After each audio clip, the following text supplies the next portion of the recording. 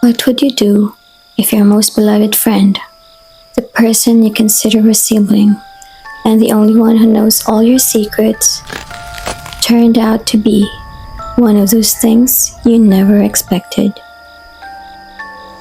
Are you ready to sacrifice your own safety for your friendship, whose foundation is blood stolen from the dark? Or would you choose to understand their plight, even if the price is your own life? Dear Medusa, just call me Renz, 29 years old. I'm currently working at a BPO company in Taguig, but this story took place back when I was still living in a remote village in Quezon province. I've changed some details for the safety of the people left behind there because, until now, I still feel the danger brought by every memory of this. I sent this only to you, Medusa. Out of all the platforms today, you are the only one I trust to listen without laughing at me or considering me insane. Only with you have I found the peace to tell it all. I grew up with Jarek as my only playmate. Since childhood, the two of us were together in every mischief, from stealing mangoes to swimming in the river. We were like twins. But there was one thing about Jarek that was always mysterious. He had no parents and lived only with his grandmother, who was a well-known folk healer in our area, Lola Ingay. The elders said Lola Ingay's way of healing was different, but because we're kids, we didn't pay it any mind. When we reached high school, Jarek suddenly fell gravely ill. The doctor said they couldn't find a cure because they couldn't diagnose what was happening. He slowly grew pale. His eyes would roll back, and he would vomit a black liquid that smelled like rotting meat. One night, Lola Ingay informed me that Jarek was gone. My world collapsed. But 3 days later, to my great shock, I saw Jarek walking in front of our house, vibrant, robust, and looking as if he hadn't gone through any illness at all. All he said was, "I miraculously recovered, Renz. Don't worry about it anymore." That's when the changes began. Jarek became elusive during the day, but every night, he wanted us to drink together. One night, we hung out behind their house, near a massive Balete tree. I noticed that as the night grew deeper, Jarek's scent changed. He smelled like rust mixed with a stench of raw fish. Renz, do you want to know how I got better? He suddenly asked while staring at me. His eyes, Medusa, his entire eyes had turned completely white. He stood up and approached the Balete tree. That's when I heard the sound of breaking bones. Jarek's fingers lengthened far beyond normal. His jaw dropped, and a long black tongue emerged. On his back, his skin tore open, and things resembling wings made of dried human skin sprouted out.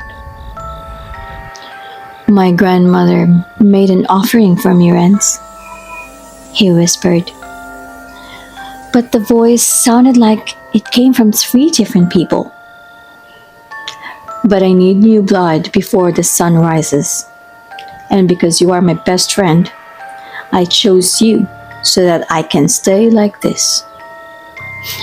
I run without looking back while hearing the flapping of his wings above me. I hid inside the church until morning.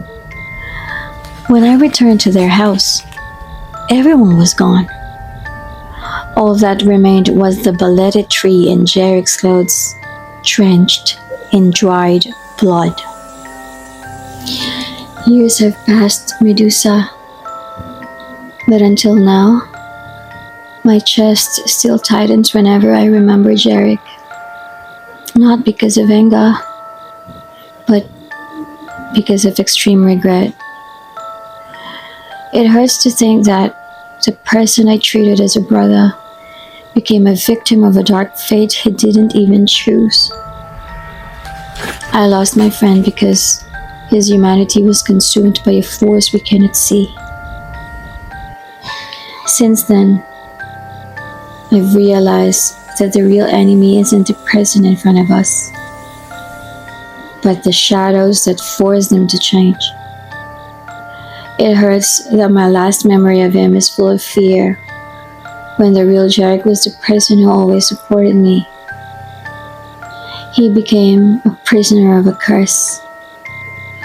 It turns out love isn't enough to save a person when you're up against forces beyond our understanding.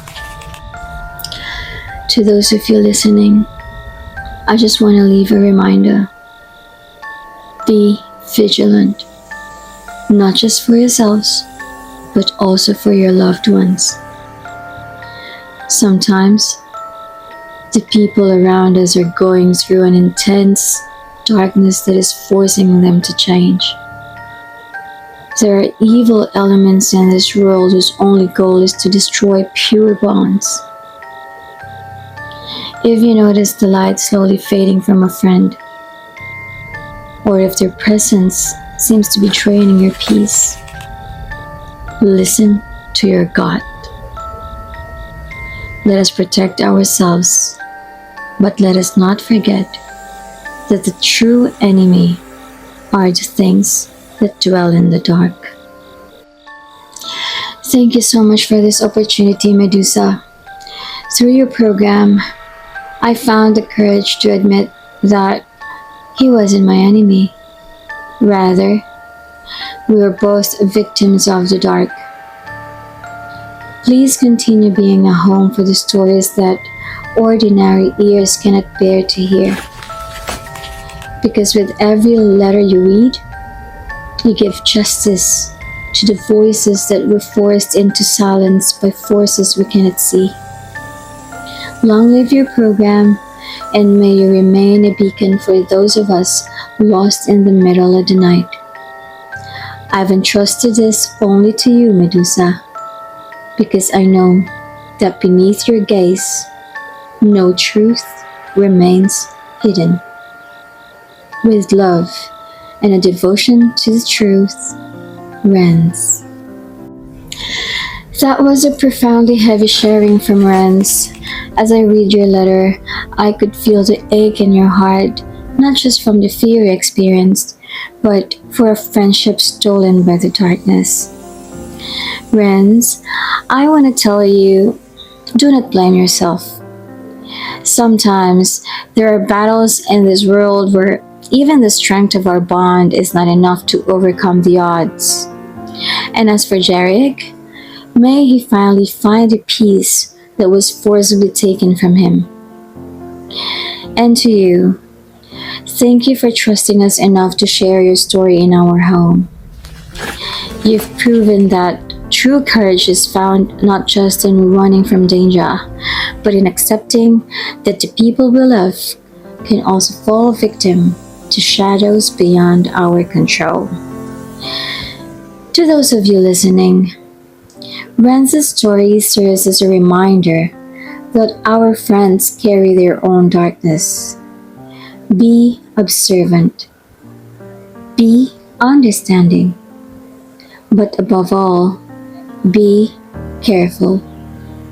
Because at the end of the night, our only protection is the truth we hold on to.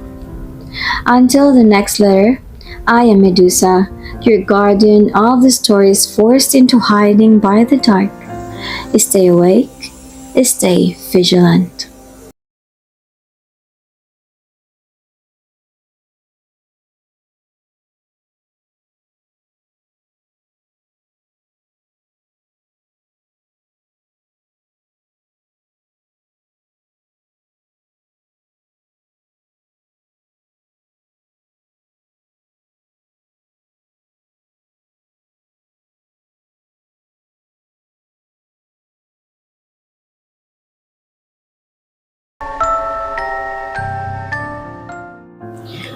Isang napakabigat na pagbabahagi mula kay Renz. Habang binabasa ko ang iyong liham, ramdam ko ang hapdi ng iyong kalooban. Hindi dahil sa takot na naranasan mo, kundi dahil sa pagkakaibigang minakaw ng kadiliman. Renz, gusto ko lang sabihin sa'yo na huwag mong sisihin ang iyong sarili. Minsan, may mga laban sa mundong ito na hindi sapat ang tatag ng ating pagsasama para mapagtagumpayan. Si Jeric, naway nahanap na niya ang kapayapaang pilit na kinuha sa kanya. At sa'yo, salamat sa pagtitiwalang ibahagi ang iyong kwento sa ating tahanan. Pinatunayan mo na ang tunay na tapang ay hindi lang sa pagtakbo mula sa panganib, kundi sa pagtanggap na ang mga taong mahal natin ay minsan ding nagiging biktima ng aninong hindi natin kontrolado. Sa inyong mga nakikinig, ang kwento ni Renz ay isang paalala ng ating mga kaibigan ay may kanya-kanyang bitbit na dilim. Maging mapagmasid, maging maunawain, pero higit sa lahat, maging maingat pa rin. Dahil sa dulo ng gabi, ang tanging proteksyon natin ay ang katotohanang tangan natin. Hanggang sa susunod na liham, ako si Medusa, ang inyong tagapag-ingat ng mga kwentong pilit ikinukubli sa dilim.